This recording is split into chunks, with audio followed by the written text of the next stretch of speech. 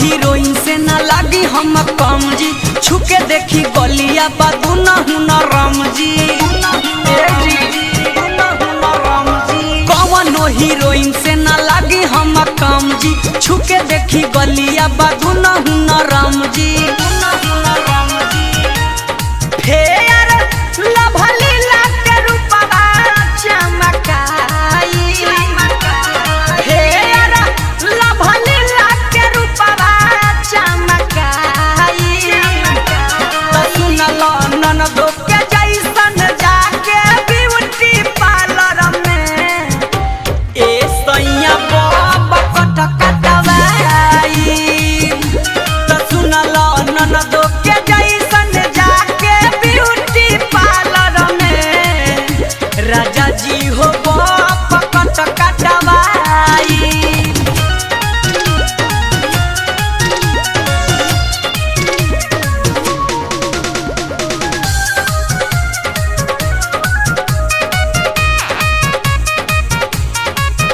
हम उहे चलब चलिया चले जैसे जमाना हो, एतरा जय में होखे के ना बात बा, होखे के ना बात बा। एह फैशन के दुनिया में सजला धजला में जी हमारा समझ से गलत नहीं बात बा।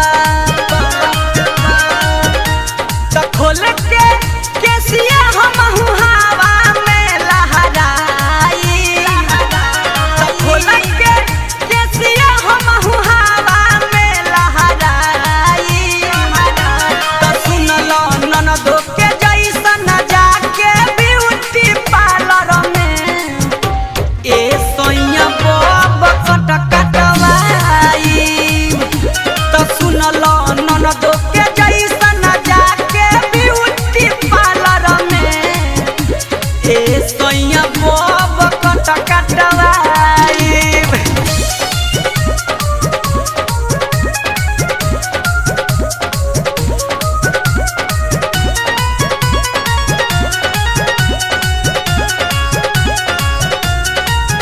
छुट्टी ननदो के रटना जे देले बाड़ा ए सैया जी, मांगबो तने हमरो अधिकार बा, हमरो अधिकार बा। काहे मुँह चमकावेला जब कहिला बतिया हो, ननदो के भैया बोला का विचार बा।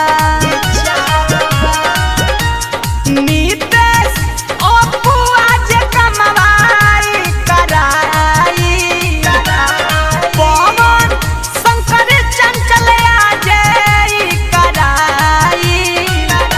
तो सुनलो ननदो के जैसन जाके ब्यूटी पार्लर में ए सैया बाबा कट कटवाई।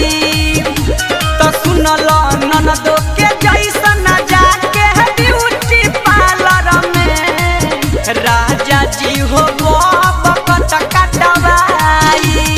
कौनो हीरोइन से न लागी हम कम जी, छुके देखी गलिया बादू न राम जी।